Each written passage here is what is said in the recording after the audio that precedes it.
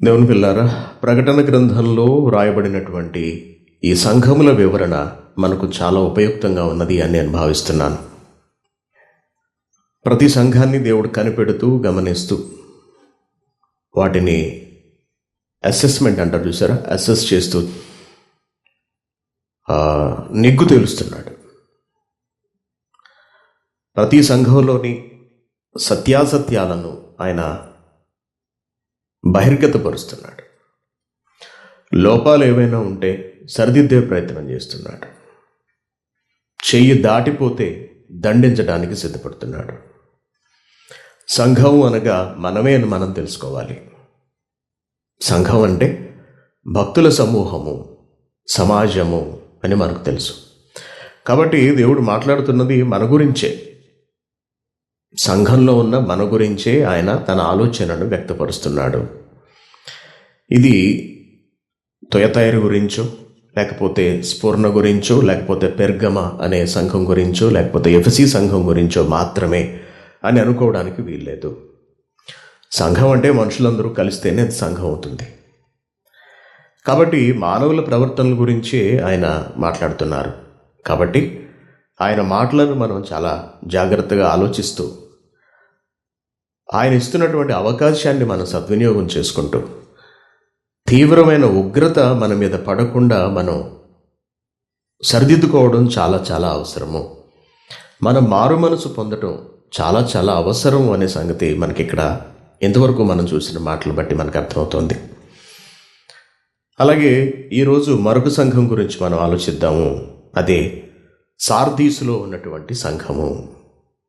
చూద్దాం ఈ సంఘంలో పరిస్థితులు ఎలా ఉన్నాయో, ఈ సంఘంలో ఉన్న వాళ్ళతో మనల్ని మనం ఏ విషయంలో పోల్చుకోవచ్చు, వారిని మనం మార్గదర్శకులుగా తీసుకోవాలా, లేకపోతే వారిని బట్టి మనం సరిదిద్దుకోవాలా, మన బ్రతుకును మనం చక్కబెట్టుకోవాలా అన్నది ఆలోచిద్దాం.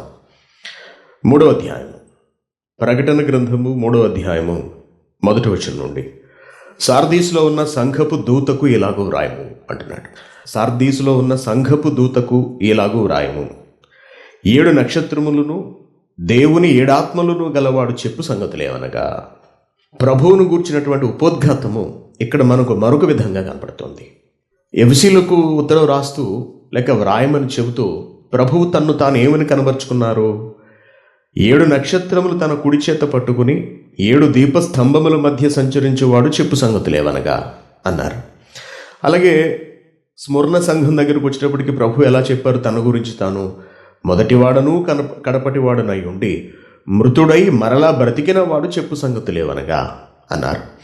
అలాగే పెర్గము గురించి మాట్లాడుతూ ఏమన్నారు? వాడి అయిన 2 అంచులు గల ఖడ్గము గలవాడు చెప్పు సంగతులేవనగా.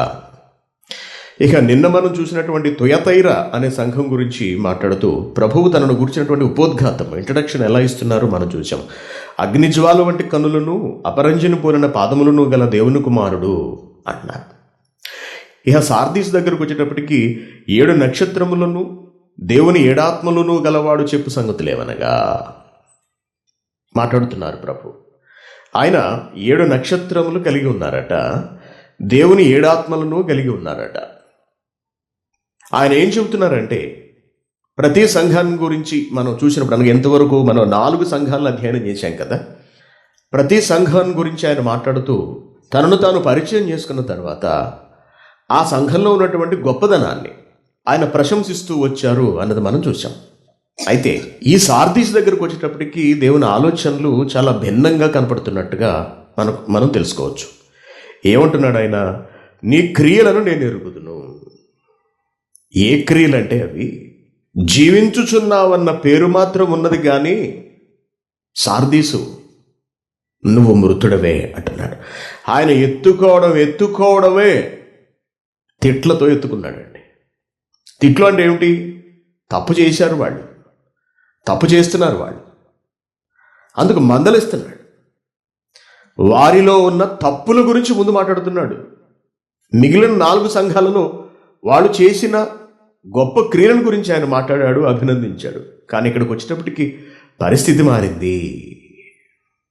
వాళ్ళ నడవడిక బాగాలేదన్నమాట. సార్దీస్లో వాళ్ళు దేవునికి వ్యతిరేకంగా బ్రతుకుతున్నారన్నమాట. చివరికి వాళ్ళు ఎలా కనబడుతున్నారంటే, జీవించుచున్నావన్న పేరైతే ఉన్నది, కానీ నువ్వు మృతుడవే. నీ క్రియలు నా దేవుని ఎదుట సంపూర్ణమైనవిగా నాకు కనబడలేదు అంటున్నాడు. నీ క్రియలు నా దేవుని ఎదుట సంపూర్ణమైనవిగా నాకు కనబడలేదు గనుక జాగరూకుడవై చావనయ్యున్న మిగిలిన వాటిని బలపరుచుము అంటున్నాడు. చావనయ్యున్న మిగిలిన వాటిని బలపరుచుము, 6 అని అంకి వేసి కింద ఫుట్ నోట్లో స్థిరపరచుము అంటున్నాడు. నీవేలాగు ఉపదేశం పొందితివో, ఎలాగు వింటివో జ్ఞాపకము చేసుకొని దానిని గాయకొనుచు మారు మనస్సు పొందు. బాలేదు నీ పరిస్థితి ఏమి అంటున్నారు ఆయన.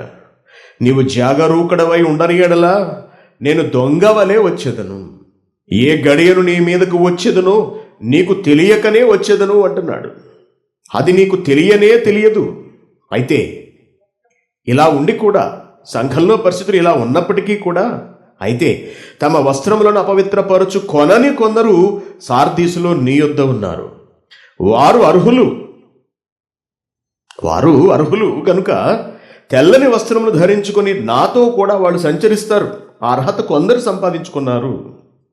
జయించువాడు అలాగు తెల్లని వస్త్రమును ధరించుకొను, జీవగ్రంథములో నుండి అతని పేరు ఎంత మాత్రమును తుడిపి పెట్టక నా తండ్రి ఎదుటను ఆయన దూతల ఎదుటను అతని పేరు ఒప్పుకుందును. కాబట్టి ఈ సంఘములతో, ప్రపంచంలోని ప్రతి సంఘముతో, ఒక సంఘాన్ని చూపిస్తూ తద్వారా మిగిలిన సంఘములన్నిటితో ఆత్మ చెప్పుచున్న మాట, చెవి ఎవడికైనా ఉంటే వాడు వినుగాక అన్నాడు. పరిస్థితి ఏం బాలేదండి. సార్దీసు సంఘం దేవుని కంట్లో పడిపోయింది. చాలా కోపంగా ఉన్నాడు ఆయన.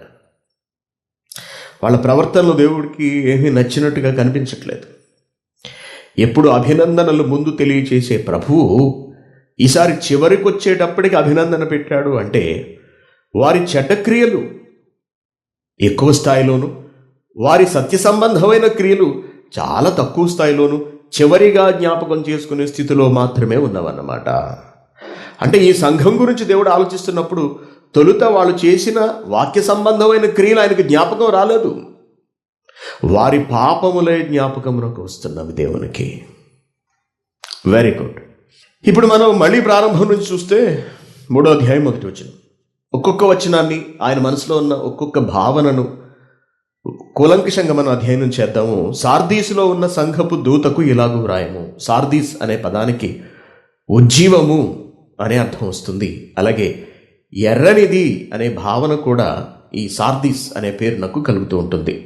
ఓకే, ఈ సార్దీసులో ఉన్న సంఘపు దూతకు ఇలాగూ రాయము. 7 నక్షత్రములను దేవుని 7 ఆత్మలను గలవాడు చెప్పు సంగతులేవనగా అన్నాడు. 7 నక్షత్రములు అంటే ఏమిటి? 7 నక్షత్రములు ఏమిటి అని మనం ఆలోచించినప్పుడు ఈ 7 నక్షత్రాల గురించి గతంలో మనం పరిశీలించాం. అదే యోహాను పత్రిక 1వ అధ్యాయంలోని చివరి లైన్ చూడండి, చివరి వచనానికి 20వ వచనంలోని చివరి భాగాలు చూడండి. ఆ 7 నక్షత్రములు 7 సంఘములకు దూతలు అంటున్నాడు. 7 సంఘములు అంటే ఇక్కడ కేవలం 7 అని మాత్రమే మనం తీసుకోవచ్చా? 7 అనేది ఒక సంపూర్ణమైనటువంటి సంఖ్య. ఓకే, 7 అనగా ఇంచుమించుగా అన్నిటికీ వర్తించేది అని అర్థము. అనగా సంపూర్ణమైనది. ఈ సంపూర్ణత్వాన్ని తెలియజేయడానికి బైబిల్లో 7 అనే పదాన్ని అనేక సందర్భాల్లో ప్రయోగించడం మనం చూస్తాం. కాబట్టి సంఘములు, ఆ సంఘముల దూతలు, నక్షత్రముల వలె వెలిగేటటువంటి సంఘపు దూతలు అనగా ఎవరో కాదు, ఆ సంఘానికి జ్ఞానాన్ని అందించేవారు, దేవుని మాటలను తెలియజేసేవారు, అనగా వాక్యోపదేశకులు అని మనం ఒక్క మాటలో చెప్పవచ్చు. Very good. ఇప్పుడు చూడండి 3వ అధ్యాయము 1వ వచనంలో 2వ భాగము. 7 నక్షత్రములను అనగా పరిపూర్ణమైన దైవ సేవకులు, అనగా దేవుని ఆలోచనలను నెరవేర్చేవారు, దేవుని ఉద్దేశములను అమలు పరిచేవారు. వారును ఇంకా ఏమంటున్నాడు? ఇంకెవరున్నారట? దేవుని 7 ఆత్మలు గలవాడు అంటున్నాడు. 7 ఆత్మలట. ఆత్మలు 1 7? ఎన్ని ఆత్మలు ఉన్నాయి? ఆత్మ ఒకటే కదా. మరి 7 ఆత్మలు ఉండడం ఏమిటి? సంఘాలు 7? ఇంకేమీ లేవా అంటే ఉన్నాయి. అనేక సంఘాలు ఉన్నాయి. ప్రతి సంఘం గురించి ప్రభువు మాట్లాడుతున్నారు. కాబట్టి 7 అనే ఒక సంఖ్యలో ఆయన దాన్ని పరిపూర్ణం చేశారు.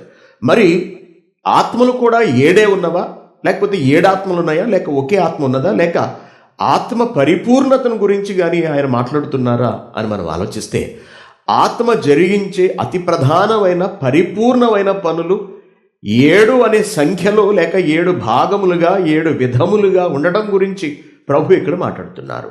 అనగా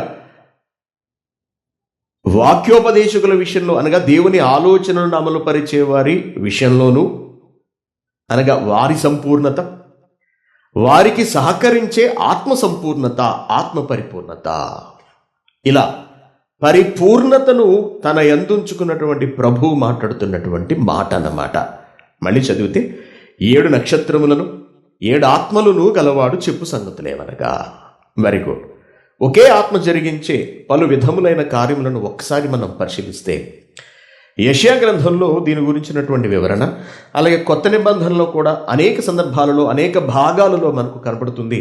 యెషయా గ్రంథం చూస్తే మొత్తం విషయాలన్నీ మనకి ఇక్కడ అర్థమవుతాయి. యెషయా గ్రంథము 11వ అధ్యాయం చూడండి, 2వ వచనం. యెహోవా ఆత్మ జ్ఞాన వివేకములకు ఆధారమగు ఆత్మ, ఆలోచన బలములకు ఆధారమగు ఆత్మ, తెలివిని యెహోవా ఎడల భయభక్తులను పుట్టించు ఆత్మ అతని మీద నిలుచును అంటున్నాడు. ఎవరి మీద? ప్రభువు మీద. ఇక్కడ ఏమంటున్నాడు? మళ్ళీ చదవండి. యెహోవా ఆత్మ 1 జ్ఞానము, ఏమిస్తుందట? జ్ఞానము. 2 వివేకము, తరువాత ఆలోచన, 4 బలము, 5 తెలివి, 6 భయము, 7 భక్తి. మళ్ళీ చదవండి. యెహోవా ఆత్మ జ్ఞాన వివేకములకు ఆధారముకు ఆత్మ, ఇక్కడ మనకు 2 కనిపించాయి. ఆలోచన బలము, ఇక్కడ ఒక 2 కనిపించాయి, 4. తెలివి 5, భయము 6, భక్తి 7, అనగా పరిపూర్ణత, సంపూర్ణత. ఈ పరిపూర్ణతను తన ప్రభువు గారు కలిగి ఉన్నారట. పరిపూర్ణతను అదే చెబుతున్నాడు ప్రకటన గ్రంథంలో. మళ్ళీ వెళదాం అక్కడికి. ప్రకటన గ్రంథము 3వ అధ్యాయం. 7 నక్షత్రములను దేవుని 7 ఆత్మలను గలవాడు చెప్పు సంగతులేమనగా మాట్లాడుతున్నాడు. ఇక ఆయన గమనించిన ప్రతి ఒక్కరు, నీ క్రియలను నేను ఎరుగుదును. ఎలా ఉన్నాయంటే నీ క్రియలు, జీవించుచున్నావన్న పేరు మాత్రం ఉన్నది కానీ నీవు మృతుడవే. మృతుడవే అంటే ఆకారానికి బ్రతుకున్నాడు, ఆకారానికి బ్రతుకున్నాడు, భౌతికంగా జీవించి ఉన్నాడు. ఎలా? ఏ జీవితం గురించి మాట్లాడుతున్నాడు? మనిషిగా బ్రతికుండే జీవితం గురించి కాదు, క్రైస్తవుడిగా ఆధ్యాత్మిక జీవనం గురించి ప్రభు ఇక్కడ మాట్లాడుతున్నారు. జీవిస్తున్నట్ట. ఎలా జీవిస్తున్నాడు? క్రైస్తవుడిగా జీవిస్తున్నాడు. కానీ జీవించుచున్నావన్న పేరున్నదంతే. నీకు క్రైస్తవుడు అని పేరు పెట్టుకున్నావు, వాక్యాన్ని విన్నావు, బాప్తిస్మం తీసుకున్నావు, సంఘంలోకి ప్రవేశించావు. కానీ నేను నిన్ను చూస్తుంటే నా కంటికి చచ్చిన వాడి వల్లే నువ్వు కనపడుతున్నావు. లోకం దృష్టికి ఎలా కనపడుతున్నావు? బ్రహ్మాండంగా ఉన్నాడండి. వారం అయ్యేటప్పటికి చక్కగా చర్చకు వచ్చేస్తాడు. దేవుడి గురించి ఏ పని చెప్పినా చేస్తాడు, కొన్నిసార్లు చెప్పకపోయినా చేస్తాడు. కానీ దేవుడి దృష్టిలో మాత్రం చచ్చిన వాడట. అంటే మనం పైకి నటిస్తున్నాము గాన, ఆలోచించండి, వేషధారణ గాన, మానవులకు కనబడని వేషధారణ గాన, సంఘంలో ఎవరికి తెలియని వేషధారణ కానీ మనం వేసుకుని బ్రతుకుతున్నామా అంటే ఎస్, అవునని మాట్లాడుతున్నాడు. అంటే ఆత్మీయంగా చచ్చిన వారం అన్నమాట. పైకి పరిశుద్ధులుగా మనలను మనం కనబరుచుకుంటున్నామన్నమాట. పైకి విశ్వాసులుగా ఉంటూ క్రియలు లేని జీవితాన్ని మనం జీవిస్తున్నామన్నమాట. పైకి భక్తులుగా బ్రతుకుతున్నాము కానీ భక్తిలోని శక్తిని ఏమాత్రము ఆశ్రయించని వారమన్నమాట. అనగా టోటల్గా చెప్పాలి అంటే మనం వాక్యానికి లోబడని ఒక బ్రతుకు, అదే చావుతో సమానము అంటున్నాడు. అంతే కదండి. బాగా గమనించండి. కోమాలో ఉంటారు కొందరు, ప్రమాదంలో గాయపడు లేకపోతే ఇతరత్ర అనారోగ్యాల వలన మొత్తానికి కోమలోకి వెళ్ళిపోతారు. అన్ని అవయవాలు సక్రమంగానే ఉంటాయి, మెదడు ఉంటుంది, గుండె కొట్టుకుంటూ ఉంటుంది, కిడ్నీలు పనిచేస్తూ ఉంటాయి, అలాగే కళ్ళు కూడా తెరిస్తే అవి అలా చూస్తూ ఉంటాయి, వాళ్ళు గుర్తుపట్టలేకపోవచ్చు. శ్వాస కొనసాగుతూ ఉంటుంది, అనగా ఊపిరితిత్తులు పనిచేస్తూ ఉంటాయి, అన్నీ ఉంటాయి దేహంలో. పైకి శరీరంగా బాగానే ఉంటాడు, కానీ మాట్లాడలేడు, నడవలేడు, చూడలేడు, కదలలేడు. దాన్ని మనం ఏమంటాము? జీవచ్ఛవము అంటారు. కోమలో ఉన్న వ్యక్తిని జీవచ్ఛవము అంటారు. అంటే బ్రతికున్నటువంటి శవం, జీవిస్తున్నటువంటి శవం అని మనం చెప్పుకోవచ్చు. Very good. ఇప్పుడు ఈ సార్దీసు సంఘంలో ఉన్నటువంటి ఒక క్రైస్తవుడు లేక అనేకులైనటువంటి క్రైస్తవులు దేవుడి కంటికి ఎలా కనిపిస్తున్నారంటే చచ్చిన వారి వలె కనిపిస్తున్నారు. సంఘంలోని వాళ్ళకి ఎలా కనపడుతున్నారు? చాలా భక్తుల వలె కనపడుతున్నారు. మరి అలా ఎలా కనపడుతున్నారు? దేవుని దృష్టికి ఒక విధంగాను, మానవుల దృష్టికి మరొక విధంగాను కనపడుతున్నారు. అంటే అది ఎలా సాధ్యమవుతోంది అంటే నటిస్తున్నామన్నమాట. మనం నటన, వేషధారణ, పైకొకటి లోపలొకటి, పైకి చెబుతున్నది ఒకటి, లోపల ప్రవర్తిస్తున్నది ఒకటి. మన మాటలు ఒక విధంగా ఉంటే మన ప్రవర్తన మరొక విధంగా ఉంటుంది. మన సమాజానికి కనబడే విధంగా మన జీవితం ఒకలా ఉంటే దేవుడికి కనబడే విధంగా మన బ్రతుకు మరొకలా ఉంటుంది. చూసారని ఎంత వ్యత్యాసం ఉందో. ఏమండి, మన ఒంట్లో జ్వరం ఉన్నట్టు ఎదుటి వాడికి చూస్తే తెలియదు, చూపులతో తెలియదు. ఎలా తెలుస్తుంది? డాక్టర్ దగ్గరికి వెళ్ళు, నర్స్ దగ్గరికి వెళ్ళు, వాళ్ళు ఇలా పట్టుకుంటూ తెలిసిపోతుంది, పట్టుకుంటూ తెలుస్తుంది. అలాగే కొన్ని రకాలైనటువంటి స్కానింగ్ మిషన్స్ వచ్చాయి. లోపల అవయవాలలో ఏ సమస్య ఉన్నదో ఆ మెషిన్ స్కాన్ చేస్తుంది. బయట నుంచి ఎవరికి కనపడదు, ఆ మెషిన్కి మాత్రమే కనిపిస్తుంది. ఫర్ ఎగ్జాంపుల్, హార్ట్లో ఏదో ప్రాబ్లం ఉంది, ఏవో స్కాన్లు చేస్తారు. స్కాన్ చేసినప్పుడు గుండె కొట్టుకోవడం చాలా స్పష్టంగా ఒక డయాగ్రామ్ ఏర్పడి అందుకు ఒక పిక్చర్, గుండెలాగా యాజ్ ఇట్ ఈజ్ ఒక పిక్చర్ ఏర్పడుతుంది. ఆ రేడియేషన్ వల్ల లేకపోతే రేడియో కిరణాల వల్ల దేనివల్ల మొత్తానికి శబ్దం కూడా వస్తుంటుంది. ఎలా కొట్టుకుంటుంది ఆ శబ్దం? అది కొట్టుకునే విధానాన్ని బట్టి, ఆ శబ్దాన్ని బట్టి ఆ గుండెలో ఏమన్నా లోపం ఉందేమో చెబుతారు. డాక్టర్కి తెలియదండి, మెషిన్ చెప్పగలదు. అంటే పైకి బాగానే ఉన్నాడు మనిషి, కానీ మెషిన్లో పెట్టి చూస్తే తప్ప వాడి సమస్య ఏమిటో అర్థం కావట్లేదు. దేవుడు స్కాన్ చేస్తున్నాడు అన్నమాట మనల్ని. పైకి భక్తులుగా బాగానే ఉన్నాం, చక్కగా ముసుగేసి కూర్చున్నాం, బైబిల్ ముందు పెట్టుకుని చేతులు కట్టుకుని కూర్చున్నాము, చూడడానికి చాలా భక్తులుగా ఉన్నాము, ఓకేనా? కానీ మన నిజస్వరూపం అట దేవుడికి తెలిసిపోతుందట. తెలిసిపోతుంది కదండి. స్కానింగ్ మిషన్కి ఎలా తెలిసిపోతుందో, థర్మామీటర్కి మన టెంపరేచర్ ఎంతో ఎలా తెలిసిపోతుందో, అలాగే మరి దేవుడు కూడా మహాశక్తి కదా, ఆయనకు మన గురించి తెలియకుండా ఎలా ఉంటుంది? నా లోపల ఎటువంటి ఆలోచనలు ఉన్నావో మీకు ఎవ్వరికీ తెలియదు, కానీ దేవుడికి తెలుసు. నా వెనుకటి చీకటి ప్రవర్తన ఎలా ఉంటుందో ఎవరికి తెలీదు, కానీ దేవుడికి తెలుసు. అంటే నేను పైకి ఒకలా ఉంటూ వెనక మరొకలా బ్రతుకుతున్నాను అన్నమాట. ఈ బ్రతుకును దేవుడు చూస్తున్నాడు. అలా చూసేటప్పటికి అందరూ ఎలా కనబడుతున్నారట? చచ్చిన శవాల వలె దేవుని కంటికి కనిపిస్తున్నారు. ఎంత దారుణంగా ఉన్నదో చూడండి. అంటే ఈ సంఘం అంతా నటనతో నిండిపోయిందన్నమాట. సార్దీసు సంఘం అంతా బ్రతుకున్న వాళ్ళు చాలా తక్కువ మంది అట. అందరూ ఆత్మీయంగా జీవించిన వాళ్లే, అందరూ ఒకనాడు వాక్యాన్ని విన్నవాళ్లే, భక్తిగా బ్రతికిన వాళ్లే. కానీ క్రమక్రమంగా వారి పరిస్థితులు మారిపోయి పూర్తిగా దేవునికి దూరం అయిపోయారు. కాబట్టే ఆయన దృష్టిలో వాళ్ళు చనిపోయిన వారిగా కనపడుతున్నారు అంటున్నాడు. మళ్ళీ చదవండి.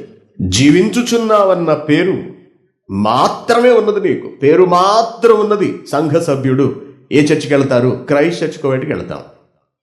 ఎవరి సంఘానికి వెళ్తారు? సురేష్ గారి సంఘం అంటారు కదండి కువైట్లో చెప్పుకోవటానికి, ఆ సంఘానికి, లేకపోతే పిడి సుందర్రావు గారి సంఘానికి మేము వెళతాము. ఎవరో ఒకరు పేరు చెప్పేసుకుంటారు. క్రైస్ట్ చర్చ్ అంటే ఎవరికి తెలియకపోవచ్చు, అందుకు నా పేరు చెప్తారు. ఫలానా సంఘానికి వెళ్తున్నాం, మేము ఫలానా సంఘంలో సభ్యులు అని చెప్పుకుంటూ ఉంటారు. కానీ క్రియలు ఎలా ఉంటాయట? సంఘ సభ్యులకు తగినట్టుగా, అనగా క్రైస్తవుడికి తగినట్టుగా మాత్రం ఉండవట. చక్కగా తేల్చేసాడు. చూశారు, మనం అందరం ఇక్కడే దొరికేసాం. ఇంకా లోపలికి వెళ్ళడం దీనికి? ఇక్కడే మన బ్రతుకు బయటపడిపోయింది. బట్టలు విప్పేశాడు దేవుడు, మొత్తానికి బట్టలు విప్పేశాడు. నడి బజార్లో గొడ్డలోడ తీసి నించోబెడుతున్నాడు దేవుడు. చూశారంటే మన పరిస్థితిని. సిగ్గుతో చచ్చిపోతున్నాం ఈ మాటలన్నీ చదువుతున్నప్పుడు. మన ప్రత్యక్ష జీవితం ఇక్కడ కనబడిపోతుంది. మన ఆంతరంగిక జీవితం ఇక్కడ బయటకు వచ్చేస్తుంది. మన వ్యక్తిగత బ్రతుకు ఇక్కడ ఇక్కడ తేట తెల్లమైపోతుంది. నిలబెట్టేశాడు మనల్ని దేవుడు. ఏం బ్రతుకురా నీది, ఏం అమాయకుడిలా నటిస్తున్నావు, పైకి ఎంత భక్తుడిగా నాటకాలు ఆడుతున్నావు నువ్వు, పైకి ఎవ్వరికీ కనపట్లేదు నువ్వు వేసే వెధవ వేషాలు. అందరి దృష్టిలో నువ్వు ఒక పెద్ద భక్తుడివి, భక్తురాలివి. నీ అస్సలు రంగు బయట పెట్టాలంటే నేనే అంటున్నాడు దేవుడు. ఎంత బాగుందండి, ఎంత చక్కగా ఉందో చూసారా? మన జీవితం మొత్తం ఈ ఒక్క వచనంలో కనపడిపోతుందండి. దేవుని దృష్టికి మనం సజీవులమా, దేవుని దృష్టికి మనం మృతులమా, లేక లోకపు దృష్టికి మనం సజీవులుగా కనబరుచుకుంటున్నాం? అంతేనా? అంతేనా?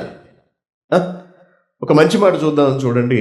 దీన్ని ముయ్యకుండా తిమోతికి రాసిన 2వ పత్రిక 3వ అధ్యాయం 5వ వచనము. పైకి భక్తి గల వారి వలె ఉండియు ఆ భక్తి యొక్క శక్తిని, భక్తిలోని శక్తిని ఆశ్రయించని వారు అంటాడు. చూడండి, పైకి భక్తి గల వారి వలె ఉండియు దాని శక్తిని ఆశ్రయించని వాళ్ళు అంటే పైకి భక్తుల వలె నటన, లోపల భక్తికి తగని జీవితము, లేక వెనుక లేక చీకటిలో భక్తిని కనబరచని జీవితము అంటున్నాడు.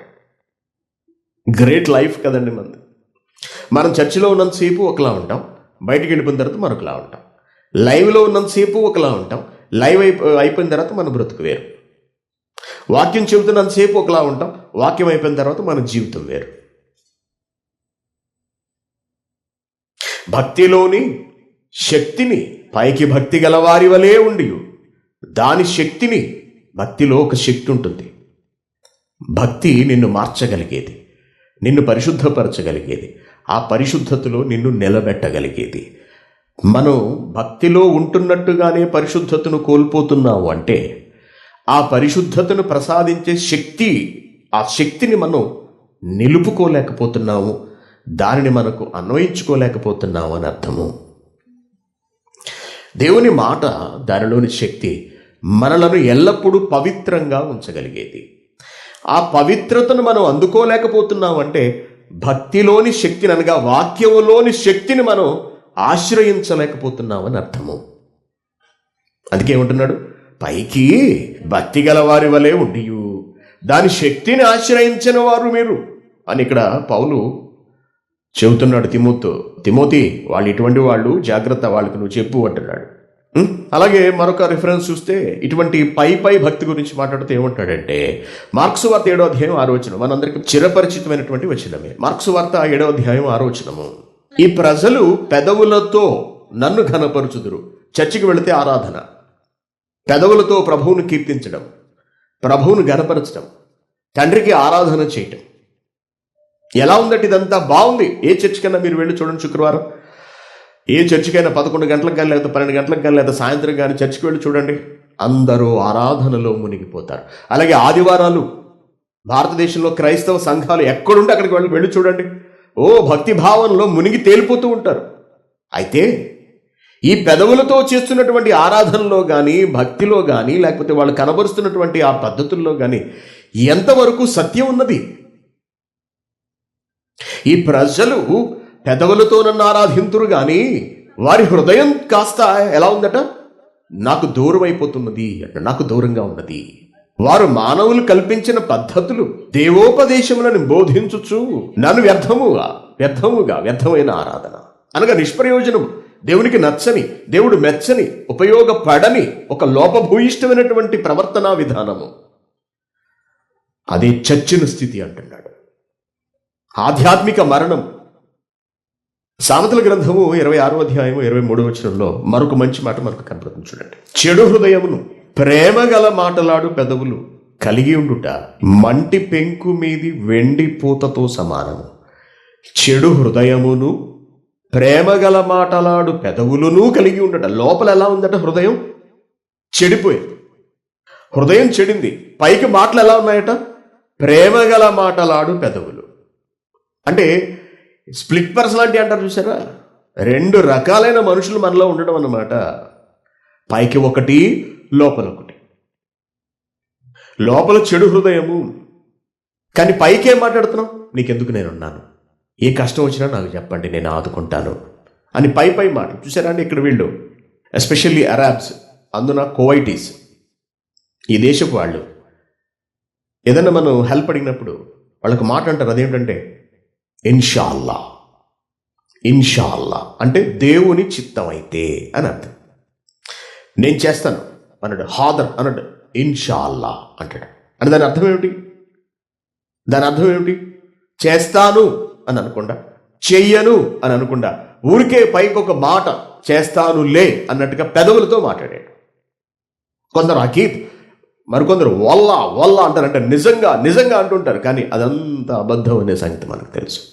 అంటే లోపల మనసు బాలేదు, సహాయం చేసి పెడదాము అనే ఉద్దేశం లేదు. పైకి మాట మాత్రం ఎలా ఉంది? నేను చేసేస్తాను అన్నట్టుగా అన్నమాట. మనం కూడా ఇలాగే ఉన్నామా? పైకి ఒక ప్రవర్తన, లోపల ఒక ఆలోచన. పైకి ఒక మాట, లోపల మరొక మాట. పైకి అన్నా ఫోన్ చేసినప్పుడు అన్నా చెప్పన్నా, ఈడు ఫోన్ చేసాడేంటి అనుకుంటారు లోపల. నటన, వేషధారణ. అన్నా చెప్పన్నా, ఏం కావాలన్నా చెప్పన్నా అంట. అతి వినయం ధూర్త లక్షణం అని. ఎవరైతే అతిగా ప్రవర్తిస్తుంటారో నేను వాళ్ళని ఒక కంట కనిపెడుతుంటాను. ఓవర్గా ఉంది వ్యవహారం, కొంచెం జాగ్రత్తగా ఉండాలి అని అనుకుంటాను. పైకి అందాన్న మాట్లాడతారు, వెనక మాట్లాడకూడని మాటలు మాట్లాడుతూ ఉంటారు, గోతులు తీసేస్తూ ఉంటారు, అసంబద్ధాలు మాట్లాడుతూ ఉంటారు, కల్పితాలు మాట్లాడుతూ ఉంటారు, పుకార్లు లేవదీస్తూ ఉంటారు. నా సర్వీసులో ఎంత మందిని చూశాను తెలుసా అంటే, నేను ఈ 10 ఏళ్లలో అన్నా అని నోరారా పిలిచి గొయ్యి తీసేసేవాళ్ళు, అన్నా అని పిలుస్తూ వెనక గోతులు తవ్వేసేవాళ్ళు, సారని పిలుస్తూ వెనక నా గురించి చెడ్డుగా మాట్లాడుకునేవాళ్ళు, అవసరాల కొరకు మాట్లాడేవాళ్ళు, అవసరాల కొరకు మాత్రమే నోరారా అన్నా అని పిలిచేవాడు, లేక సార్ అని పిలిచేవాళ్ళు, లేక అయ్యగారు అని పిలిచేవాళ్ళు, అయ్యగారు అని పిలిచేవాళ్ళు, లేక అయ్యా అని పిలిచేవాళ్ళు. ఎంతమందిని చూశాను నా సర్వీస్లో. మీరు లేకపోతే మా జీవితం ఏమైపోను, మీరు లేకపోతే మా కుటుంబ పరిస్థితి ఏమిటి, మీరు వాక్యం చెప్పకపోతే మా బిడ్డల బతుకులు, మా కుటుంబాలు సర్వనాశనం అయిపోను. ఈ రోజున మేము ఇలా బతుకున్నామంటే దానికి కారణం మీరే, మీరు చెప్పిన వాక్యమే, మీరు పెట్టిన భిక్ష ఇదంతా అని మాట్లాడిన వాళ్ళు సహితము పైకి ఒక మాట, వెనక మరొక మాట, గోతులు తీసేయటం అన్నమాట. నటనా జీవితం, భక్తిహీనము, భక్తిలోని శక్తిని ఆశ్రయించకపోవటము. మన పరిస్థితి ఏమైనా అలా ఉందా? అలాగే ఉన్నావా? అలా ఉంటే ఇదిగో ఈ వచనంలో మనమే కనిపిస్తున్నాం. చెడు హృదయమును ప్రేమగల మాటలాడు పెదవులను కలిగి ఉండుట మంటి పెంకు మీది వెండి పూతతో సమానం. చూడ్డానికి అది పైకి వెండి పాత్రలా కనిపిస్తోంది, కానీ లోపలేముంది? మట్టి. అదంతా వెండి కాదు, రోల్డ్ గోల్డ్ అంటారు. చూస్తారంటే రోల్డ్ గోల్డ్ అంటే ఏమిటి? పైకి బంగారపు పూత మాత్రమే ఉంటుంది, లోపలి పదార్థం మాత్రం బంగారం కాదు, మరొక లోహము. దాన్ని రోల్డ్ గోల్డ్ అంటారు. ఓకేనా? చాలామంది పైకి భార్యలు తీయగా ప్రేమగా మాట్లాడుతూ ఉంటారు, కానీ భర్తకు తెలుసు ఇది అసలు గోల్డా రోల్డ్ గోల్డా అన్నది. అలాగే అంటే పైకొకటి లోపలొకటి, పైకొకటి లోపలొకటి. చూస్తే భర్తలందరూ నవ్వుకుంటారంటే వాస్తవం ఇదంతా. కాబట్టి ప్రియమైన దేవుని పిల్లారా, నటనా జీవితము, వేషధారణతో కూడినటువంటి జీవితము, మోసపూరితమైనటువంటి భక్తి జీవితము, ఎస్పెషల్లీ మోసపూరితమైన భక్తి జీవితము అసహించుకుంటున్నాడు దేవుడు. ఆయన దృష్టిలో మనమందరం కూడా చచ్చిన వారితో సమానమట. యెహెజ్కేలు గ్రంథము 33వ అధ్యాయం చూడండి. యెహెజ్కేలు గ్రంథము 33వ అధ్యాయము 31. నా జనులు రాదగిన విధముగా వారు నీ యొద్దకు వచ్చి నా జనులైనట్టుగా నీ ఎదుట కూర్చుండి నా మాటలు విందురు గాని వాటిని అనుసరించి ప్రవర్తింపరు. అనగా వాక్యము వినడము, ప్రవర్తన లేకపోవటము. దాని గురించి మాట్లాడుతున్నారు ప్రభు. ఏమంటున్నాడు? భక్తుడి ద్వారా తెలియజేస్తున్నాడు. ఏమంటున్నాడు? నా జనులు రాదగిన విధముగా వారు నీ ఎదుటకు వచ్చి నా జనులైనట్టుగా నీ ఎదుట కూర్చుండి నీ మాటలు విందురు కానీ వాటిని అనుసరించి ప్రవర్తింపరు. వారు నోటితో ఎంతో ప్రేమను కనబరుచుదురు గాని వారి హృదయము లాభమును అపేక్షించుచున్నది. మానవుల మనస్తత్వాలను ఇక్కడ రచయిత ప్రతిబింబిస్తున్నాడు. మానవుల మనస్తత్వాలు. మన మనస్తత్వం ఎలా ఉంది? దేవుని పట్ల ఎలా ఉన్నాం చెప్పండి? దేవుని పట్ల మన ఆలోచన విధానం ఎలా ఉంది? మన ప్రవర్తన ఎలా ఉంది? మన భక్తిలో యథార్థత ఉన్నదా? సత్యం ఉన్నదా?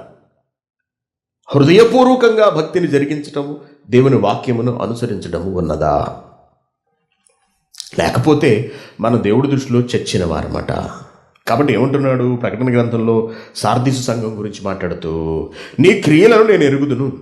ఎలా అంటే, జస్ట్ జీవించుచున్నావు అన్న పేరు మాత్రం ఉన్నది. సురేష్గా నువ్వు బ్రతుకుతున్నావు అంతే.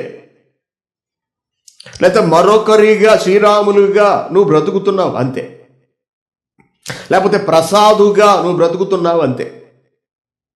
లేక మరో ఒక సహోదరిగా నువ్వు బ్రతుకుతున్నావు అంతే. కానీ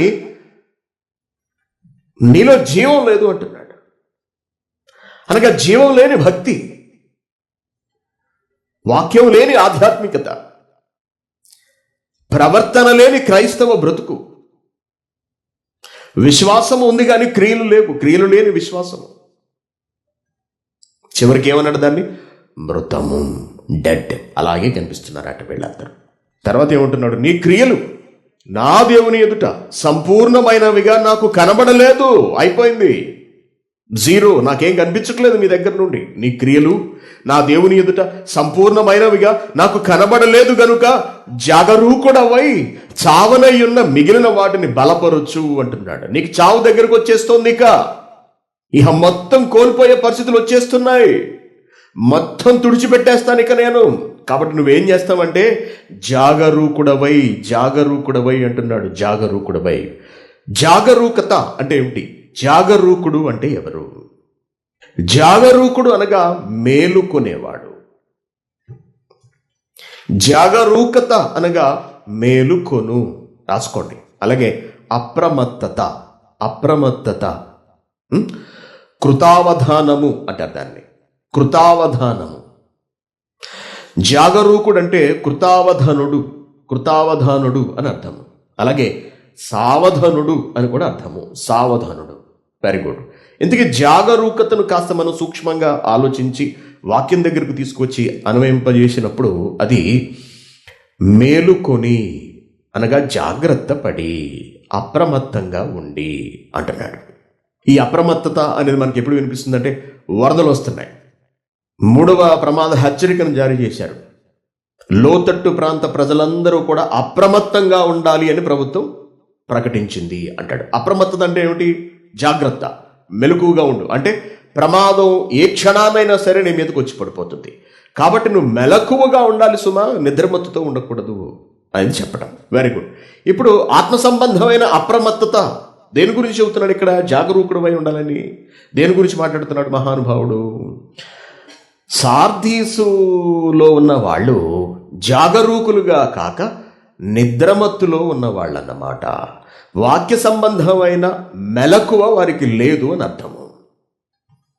అందుకే లే అంటున్నాడు. నిద్రలోంచి లేక ఆధ్యాత్మిక నిద్ర నుండి నువ్వు బయటికి రా అంటున్నాడు. లేక ఆధ్యాత్మిక పాపం నుండి నువ్వు బయటకు రా అంటున్నాడు. ఆధ్యాత్మికమైనటువంటి పాపము లేక పాపము నుండి, ఆధ్యాత్మిక పాపం అంటే కన్నా పాపం నుండి నువ్వు లే, పాపాన్ని విడిచిపెట్టు, మేల్కోంటున్నాడు. ఇహ నిద్ర సరిపోతుందిలే అంటున్నాడు. ఇహ నిద్ర సరిపోతుంది లే అంటున్నాడు. ఎఫెసీయులకు రాసిన పత్రిక 5వ అధ్యాయం 14 వచనం మనం చాలాసార్లు చూసాం. అందుచేత నిద్రించుచున్న నీవు అనగా రాత్రి అయింది, పడుకున్నారు కదా, ఇంకా లేవండని కాదు ఇక్కడ దేవుడి ఉద్దేశం. నిద్రించుచున్న నీవు అనగా మెలకువగా ఉండవలసిన సమయంలో మెలకువగా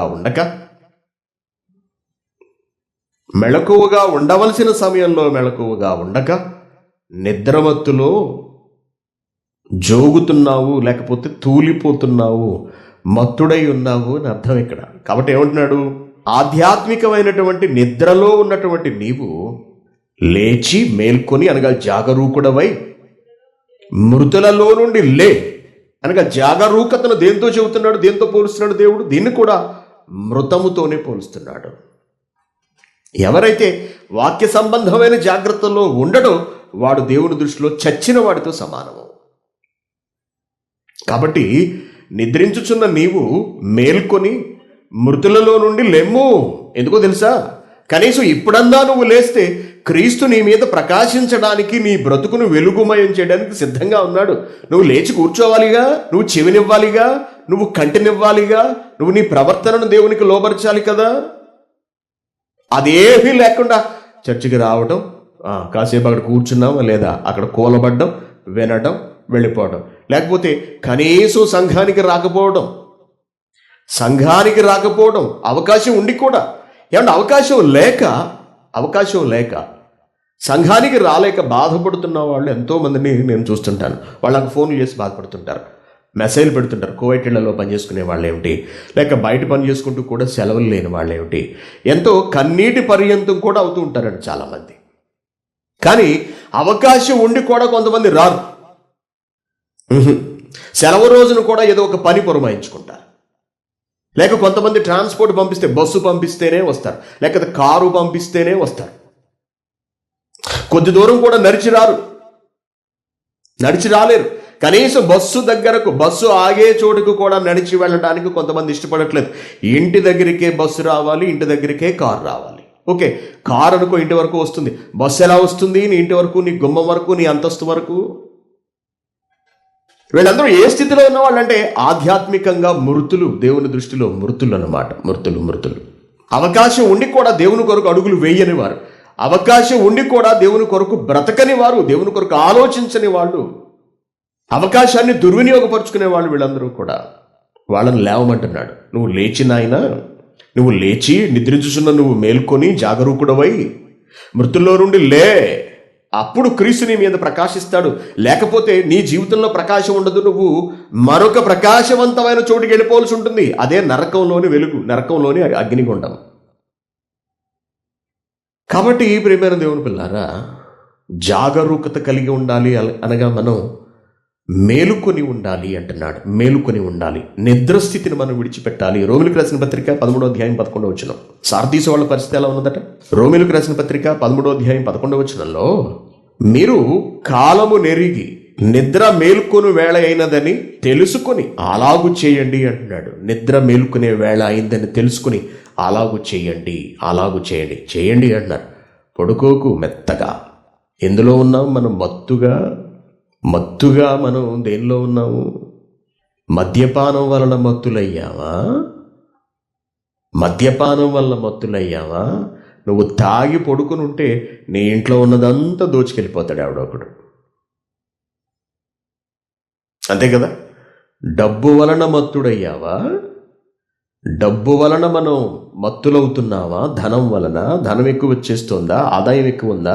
లాభం ఎక్కువ ఉందా? ధనాన్ని బట్టి కళ్ళు నెత్తికెక్కిపోతున్నాయా? ధనం వల్ల మనం పొగరెక్కిపోతున్నావా? మత్తులు అయిపోతున్నావా? ధన సంపాదనలో పడి మత్తులు అయిపోతున్నావా? జాగరూకత లేదా మనలో? మన కళ్ళు తెరుచుకోవట్లేదా? మనోనేత్రములు డబ్బుతో మూతబడిపోయాయా? దుష్టుడు మూసేశాడా? వాక్యం వినడానికి కూడా నీకు సమయాన్ని ఇవ్వనివ్వట్లేదా? శుక్రవారం కూడా సంపాదించు. శుక్రవారం అన్ని రోజుల కన్నా ఎక్కువ శుక్రవారమే సంపాదించగలం అసలు. కాబట్టి ఆ రోజు చర్చికి వెళతాకి, సంఘంగా హాజరు కావడానికి, అప్పుడు వాక్యం వినడానికి ఎలా కుదురుతుంది? ఆ రోజే మాకు కాసిన డబ్బులు ఎక్కువ వస్తాయి. దేవుడి సంగతి ఉంటే తర్వాత చూడొచ్చు. ముందు డబ్బు సంపాదించు. ఏం చేద్దామని డబ్బుతోటి? ఇల్లు కట్టాలి, దాని మీద ఇంకొక మేడ వేయాలి, లేకపోతే ఏదైనా ఒక కారు కొనుక్కోవాలి, తర్వాత లేకపోతే ఇంకొకటి ఏదో పొలం కొనాలి, కొబ్బరి తోట కొనాలి, ఎకరాలు కొనాలి. నా ఊళ్ళో నేనే గొప్పవాడిని కావాలి. ఇలా చర్చిలకు వెళుతూ కూర్చుంటే మాకెలా కుదురుతుంది? ఆ సురేష్ కంటే సెలవు పని పాట లేదు వాడికి. వెరీ గుడ్, పెడతాడు. మాకెక్కడ కుదురుతుంది? మాకు చాలా చాలా టార్గెట్స్, గమ్యాలు, లక్ష్యాలు, పెళ్ళాం బిడ్డలు అందరూ ఉన్నారు మాకు. అతనిలా మాకు సాగదు అని చాలామంది అనుకుంటూ ఉంటారు. లోపల పైకి మాట్లాడరు. డబ్బుతో మత్తెక్కిపోతున్నావా? డబ్బు సంపాదన నీకు మత్తునిస్తోందా? ధన మోసములో గాని పడ్డావా? ధన మోహములో గాని చిక్కుకున్నావా? లేక జారత్వంలో గాని పడ్డావా? సుఖాలను అనుభవించడంలో మునిగి తేలిపోతున్నావా? శరీరాల వలన సుఖాలు అనుభవిస్తున్నావా? స్త్రీ శరీరం వలన సుఖపడుతున్నావా? పురుషుడి శరీరం వల్ల సుఖానుభవాన్ని పొందుతున్నావా? ఆ మత్తులో గాని ఆ నిద్రలో గాని ఉన్నావా? దేవుని దృష్టిలో నువ్వు మృతుడవే, అయిపోతావు, జాగ్రత్త అంటున్నాడు దేవుడు. చివరికి వచ్చేస్తోంది జాగ్రత్త. నిద్రమత్తు చక్కగా నిద్రమత్తులోకి అలా వెళుతున్నాడండి. అలా వెళుతున్నాడు. ఎలా వచ్చేస్తోంది అంత నిద్ర? ఎలా వస్తుంది అంత నిద్ర? తొడ మీద పడుకోబెట్టుకున్నదే. ఒక స్త్రీ తొడ మీద పడుకోబెట్టుకుంది. మెత్తటి అవయవము చక్కగా పడుకోబెట్టుకుని తలలా నిమురుతోంది. సంసోను గుసగుసలాడుతోంది చెవిలో. ఇంకెలా ఉంటుందంటే ఇంకా మత్తు కలిగిపోతుంటుంది. ఏమిటి విషయం అసలు ఎక్కడున్నది? న్యాయాధిపతులు 16వ అధ్యాయం 19వ వచనం. ఆమె తన తొడ మీద అతని నిద్రపుచ్చి దిండుగా ఏముందట, ఒక స్త్రీ అవయవాన్ని పెట్టుకున్నాడు. ఎలా ఉండవాలి? ఎక్కడున్నాడు? శత్రువుల ప్రాంతంలో ఉన్నాడు. ఎంత జాగరూకుడై ఉండాలి, ఎంత అప్రమత్తత కలిగి ఉండాలి, ఎంత మేల్కొల్పు కలిగి ఉండాలి. అటువంటిది స్త్రీ మెత్తగా నిద్ర వచ్చిందట. అలా నిద్రలోకి వెళ్ళాడు. అప్పుడు ఏం చేసింది? మొత్తం తల గొరిగించేసి 19వ వచనం. ఆమె తన తొడ మీద అతని నిద్రపుచ్చి ఒక మనుషుని పిలిపించి వాని చేత అతని తల మీద 7 జడలను క్షౌరము చేయించి అతన్ని బాధించుటకు మొదలుపెట్టెను. అంటే ఎంత మత్తులోకి వెళ్ళారు అయ్యగారు, మీరు ఆలోచించండి. కొందరు మనుషులు వచ్చి అతని వెంట్రుకలు కత్తిరిస్తున్నా కూడా అయ్యగారికి తెలియలేదంటే ఎంత మత్తునిచ్చిందండి. జారత్వ సంబంధమైన మత్తు, నిద్రమత్తులో ఉన్నావా? వ్యభిచార సంబంధమైన నిద్రమత్తులో ఉన్నావా? సంబంధాలకు సంబంధించిన మత్తులో కానీ మనం మూలుగుతున్నావా? లేక శరీర సంబంధమైన సుఖాల వలన కలిగే మత్తులో కానీ కూరుకుపోయావా? ఎలా ఉంది మన పరిస్థితి? ఎలా ఉంది చూసారా? మత్తు ఎన్ని రకాలుగా ఉందో, ఎన్ని విధాలుగా ఉందో. స్త్రీ వలన కలిగే మత్తు మరింత ఘాటుగా ఉంటుందన్నమాట. అందుకే పాపం సంసోను గారు అంత భక్తుడు, వీరుడు అయి ఉండి కూడా ఒక స్త్రీ చేతిలో చావు దెబ్బ తినేశాడు. జారత్వము కానీ వ్యభిచారము కానీ అంత మత్తులోని కనుక మనం ఏం చేస్తున్నావో తెలియని స్థితికి, ఏమీ ఆలోచించని, ఏమీ వినిపించని, ఏమీ కనిపించని స్థితిలోనికి మనల్ని త్రోసివేస్తుంది అని మనం ఈ సందర్భంగా తెలుసుకోవాల్సిన అవసరం ఉన్నది. మత్తు అంత ప్రమాదకరము. కాబట్టి సార్దీసు వాళ్ళతో ఏం చెబుతున్నాడు? మీరు చాలా మత్తులో ఉన్నారు కాబట్టి మీరు మేలుకొని జాగరూకుడవై అంటున్నాడు. ఇప్పుడు చదవండి 2వ వచనం. నీ క్రియలు నా దేవుని ఎదుట సంపూర్ణమైనవిగా నాకేమీ కనబడటం లేదు కనుక ఇకనైనా మేలుకొని అనగా జాగరూకుడవై చావనయున్న మిగిలిన వాటిని బలపరచు. చావనయున్న మిగిలిన వాటిని ఇక అయిపోబోతున్నావు నువ్వు, ఇప్పుడన్నా కళ్ళు తెరుగు. సార్దీసు సంఘమా, దానిలోని సభ్యులారా, ఇకనైనా మీరు కళ్ళు తెరవాలి. నాశనానికి వెళ్ళిపోతున్న వారినైనా సరే మీరు కాపాడుకోవాలి. మీరు అగ్నిగుండానికి చిక్కబడకుండా మిమ్మల్ని మీరు కాపాడుకోవాలి. చావనయ్యున్న మిగిలిన వాటిని బలపరచు. నీవు ఎలాగు ఉపదేశము పొందితివో, ఎలాగు వింటివో ఒక్కసారి జ్ఞాపకం చేసుకొని దానిని గైకొనుచు మారు మనస్సు పొందు. చూసారండి, ఎంత దుర్భర స్థితిలోనికి ఒక వ్యక్తి భక్తి జీవితం వెళ్ళిపోయినప్పటికీ కూడా ఇంకా దేవుడు ఆశతో ఎదురు చూస్తున్నాడండి, ఇంకా సలహాలు ఇస్తున్నాడండి, ఇంకా మారమని ఆయన అభ్యర్థిస్తున్నాడండి, అవకాశాలను ఇస్తున్నాడండి. అసలు ఇంత సహనాన్ని ఎవరైనా చూపిస్తారండి? మనిషి ఎంతండి దేవుడితో పోల్చుకుంటే? మన బిడ్డలు మన మాట వినకపోతేనే ఇంట్లోంచి గెంటేస్తాం బయటికి. మనం భార్య మాటకు లోపడకపోతే భర్తలు విసిరేస్తారు, పెట్లు గిట్లు పో నీ పుట్టింటిగానే.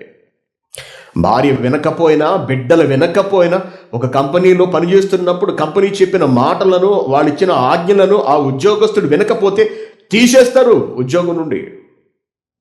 అటువంటిది మహాశక్తివంతుడు, సృష్టికర్త అయినటువంటి దేవుడు ఏమీ కానీ మనుషుల మీద ఎంత సహనాన్ని, ఎంత ఓర్పును కలిగి అవకాశం మీద అవకాశం ఇస్తున్నాడు చూడండి.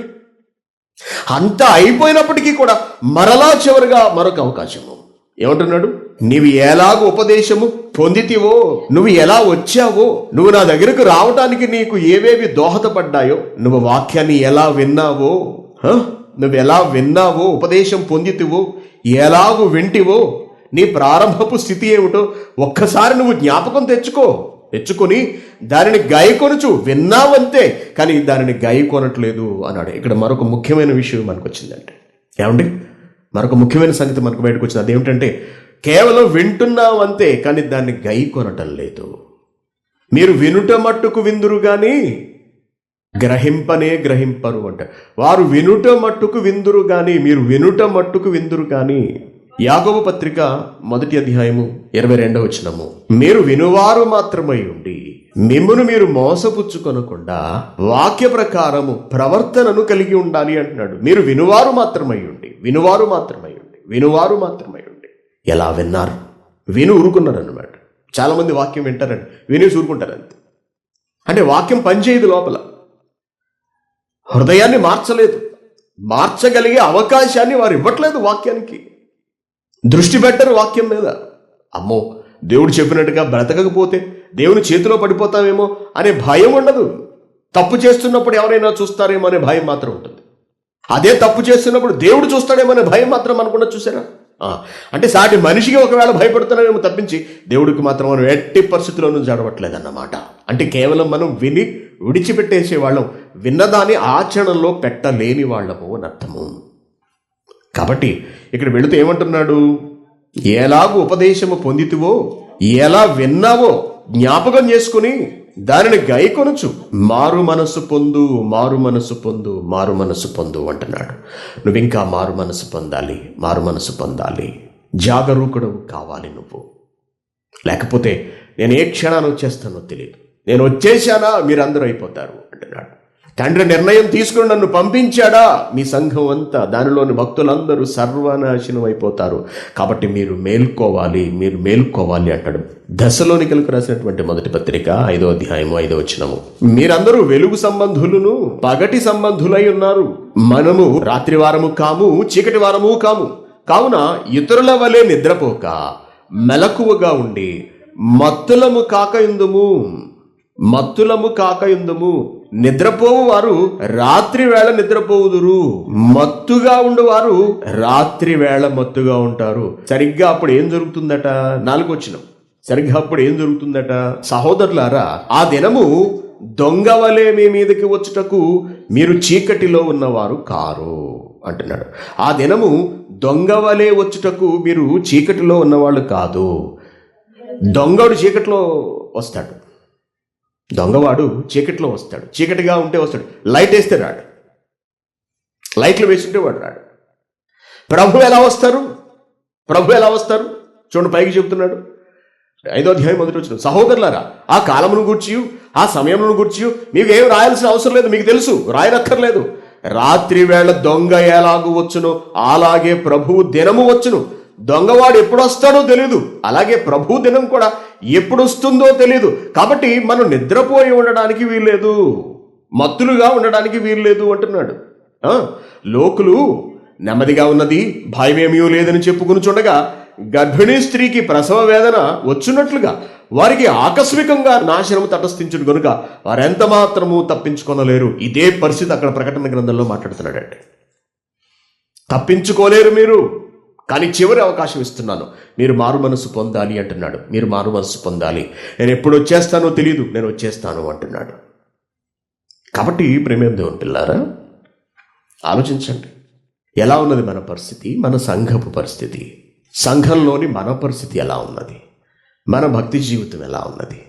మారు మనస్సు కలిగినటువంటి జీవితాన్ని మనం కొనసాగిస్తున్నావా, లేక మారు మనస్సు పొందలేక ఇంకా మత్తులుగానే మనం ఉంటూ పాపంలోనే పడి జీవిస్తున్నావా? పాపాన్ని విడిచిపెట్టగలిగామా? దేవుని దృష్టికి చచ్చిన వారిగా కనపడుతున్నావా, లేక జీవించుచున్నావన్న వారిగా కనపడుతున్నావా, లేక జీవించుచున్నావన్న పేరు పెట్టుకున్న వాళ్ళుగా వేషధారణతో కూడినటువంటి బ్రతుకును ప్రభువు కంటికి మనం కనబరుస్తున్నావా? ఎలా ఉన్నది మన జీవితం? ఎలా ఉన్నది మన బ్రతుకు? ఏమవుతాం మనం? ఎంత తీవ్రంగా ఉన్నాయి చూసారా అంటే పరిస్థితులు, ఎంత దారుణంగా ఉన్నాయి. ఈ సంఘం అంతటిలో మన జీవితమే కనపడుతుందంటే, మన బ్రతికే కనపడుతుంది. మనల్ని మనమే చూసుకోవాలండి. ఎవరి మీదో ఈ వచనాలను పెట్టడం అనేది చాలా పొరపాటు. కేవలం సార్దీసు మీదనే ఈ వచనాలను ఉంచేయటం అనేది చాలా చాలా పొరపాటు. మనం ఎందుకు ఉండకూడదు? మనం ఎందుకు ఉండవు ఇటువంటి పరిస్థితుల్లో, ఇటువంటి బలహీనతల్లో? మనం ఎంతవరకు ఉన్నాం? ఎంతవరకు దేవుని మాటకు మనం లోబడగలుగుతున్నాం? ఎంతవరకు మనం వినగలుగుతున్నాం? ఎంతవరకు ఆచరించగలుగుతున్నాం? ఏది మన జీవితం? ఏది మన జీవితం? వాక్యానుసారమైన జీవితం ఏది? బ్రతుకేది ఏది? దేవుని మాటలకు విధేయత. ప్రారంభపు రోజులేవి? ప్రారంభపు ఆలోచనలు ఏవి? ప్రారంభపు క్రియలు ఏవి? వాక్యం విన్న కొత్తలో మనం ఎంత ఆవేశపూరితంగా ఉన్నాము, దేవుని కార్యక్రమంలోని ఎలా జరిగించుకుంటూ వెళ్ళాము, ఆ కార్యక్రమాలు చేయడానికి ఎంత ధైర్యంగా మనం అడుగులు ముందుకు వేశాము. రోజులు గడిచే కొద్దీ మన భక్తి ఎలా దిగజారిపోతూ వెళ్ళింది, వెళుతున్నది ఈ రోజుకి కూడా. ప్రారంభం నుండి నేటి వరకు దేవుడు అదే స్థాయిలో తన వాక్యాన్ని అందిస్తున్నాడే. అదే విధంగా తన వాక్యమును సంఘమునకు తెలియజేస్తున్నాడే. వాక్యాన్ని ప్రభు ఎక్కడా తగ్గించలేదు. ఏ రోజు వాక్య ప్రకటనలో సంఘం బలహీనపడలేదు. కానీ సంఘంలో సభ్యులుగా ఉన్నటువంటి మన స్థితిగతులు ఏమైపోతున్నాయి? నానాటికి దిగజారిపోతున్నాయి. మొదటి ప్రేమను మర్చిపోయావు. ఎఫెసీ సంఘం వలె, ఇతర సంఘాల వలె అనేక బలహీనతలను మనలో ఉంచుకున్నాము. ఎలా మనం మరణిస్తే ప్రభు సన్నిధికి చేరగలము చెప్పండి? సంఘము దేవుని సముఖమునందు నిలబడుతుందా? సంఘంలోని సభ్యులు పాప కార్యములలో దుష్ట హృదయాలతో మునిగిపోయి ఉంటే ఆ సంఘము దేవుని ఎదుట నిలవబడగలదా? ప్రభువు రాకడలో, రెండవ రాకడలో ఆయన సముఖమందు తల ఎత్తుకోగలదా? మనం నిలబడగలమా? వ్యక్తిగతంగా మన బ్రతుకు ఎలా ఉన్నది? మన జీవితం ఎలా ఉన్నది? మారు మనసుతో కూడిన జీవితమా?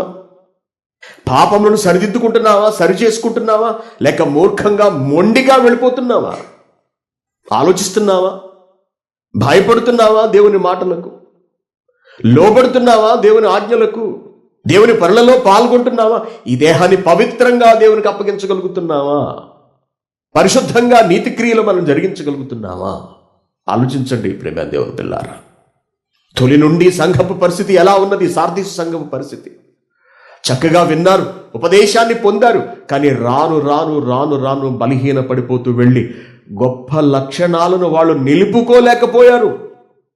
అందుకే వారి మీద పూర్తి స్థాయి ఉగ్రతను కనబరుస్తున్నాడు దేవుడు. ఒక రకంగా చెప్పాలి అంటే, దానికి ముందు చూసినటువంటి సంఘం తొయతైరు గురించే దేవుడు అగ్ని జ్వాలల వంటి కన్నులు, అపరంచిని పోలిన పాదములు అని చాలా కోపంతో మాట్లాడాడు. ఇక్కడికి వచ్చేటప్పటికి ఇంకా యాక్షన్లోకి దిగిపోయాడు. సార్దీసు దగ్గరకు వచ్చేటప్పటికి ప్రభు వాళ్ళలోని లోటునే ఎత్తి చూపిస్తున్నాడు. వారి తప్పిదాలనే చూపిస్తున్నాడు తప్పించి వారిలో మంచి లక్షణాలు, ముందు మాట్లాడగలిగే మంచి లక్షణాలు ఏమీ కనిపించట్లేదు. రేపు మన గురించి ప్రభువు మాట్లాడాల్సి వస్తే మనలో ఏవైనా మంచి లక్షణాలు దేవునికి కనబడతాయా? మన సత్క్రియలు కనిపిస్తాయా? మన పరిశుద్ధ ప్రవర్తన తొలుత దేవునికి జ్ఞాపకం వస్తుందా? లేక మనం అనగానే, పేరు చెప్పగానే పాపాల జ్ఞాపకం వస్తాయా? ఏమండి, మన పేరు ఎత్తగానే పాపాల జ్ఞాపకం వస్తాయా? ఒక మంచి మాట హెబ్రీయులకు రాసిన పత్రికలో ఉంటుంది చూడండి. హెబ్రీయులకు రాసిన పత్రిక 10వ అధ్యాయము 3వ వచనం. హెబ్రీయులకు రాసిన పత్రిక 10వ అధ్యాయం 3వ వచనం. అయితే బలులు అర్పిస్తున్నారు ఇశ్రాయేలీయులు. ఎందుకు అర్పిస్తున్నారు? పాపాలు చేస్తున్నారు, బలులు అర్పిస్తున్నారు. ఏటేటా బలులు అర్పిస్తున్నారు. బలి తీసుకొచ్చిన ప్రతిసారి దేవుడికి వాడు చేసిన గత పాపములు జ్ఞాపకం వస్తున్నాయి. ఏమంటున్నాడు? అయితే ఆ బలులు అర్పించడం వలన ఏటేటా పాపములు జ్ఞాపకమునకు వచ్చుచున్నవి. బలి తీసుకెళ్లిన ప్రతిసారి వీడు మళ్ళీ బలి తీసుకొచ్చాడు అంటే మళ్ళీ ఏం చేశాడు? వీడు మళ్ళీ పాపం చేశాడు. మరి పోయిన సంవత్సరం అప్పుడు పాపం చేశాడు, అంతకు ముందేడు అప్పుడు పాపం చేశాడు, బలి చేశాడు. మళ్ళీ వచ్చాడు, మళ్ళీ పాపాలు చేశాడు అన్నమాట. మళ్ళీ బలివ్వడానికి వచ్చాడు వీడు. పేరు చెప్పగానే మన పాపములు జ్ఞాపకమునకు వస్తాయా దేవునికి? లేక మన పరిశుద్ధమైనటువంటి బ్రతుకు, మన పవిత్రమైనటువంటి జీవితము, మన ఆత్మ సంబంధమైన కార్యములు దేవునికి జ్ఞాపకం వస్తాయా? ఆలోచించుకున్నారు ఎప్పుడన్నా? మన మరణంతో దేవుడికి ఏం కనిపిస్తాయి? మరణం మనలో ఎటువైపు వెళ్ళిపోతాం మనం? ఏవి మన క్రియలు దేవుని కొరకు? విశ్వాసంతో కూడినటువంటి క్రియలు ఏమిటి? ఏవి ఎక్కడున్నాయి? ఆలోచించండి ప్రియమైన దేవుని పిల్లారా. ఇటువంటి భయంకర స్థితిలో సార్దీసు సంఘం ఉన్నది. క్రైస్ట్ చర్చ్ కువైట్ కూడా ఉన్నదా? క్రైస్ట్ చర్చ్ కువైట్ కూడా ఉన్నదా? సంఘం అనగానే మనకు అక్కడ ఉన్నటువంటి బేస్మెంట్ కాదు, సంఘంలో ఉన్నటువంటి మనుషులు, సభ్యులు. జ్ఞాపకం ఉంచుకోండి, ఆ బేస్మెంట్ ఎత్తబడదు.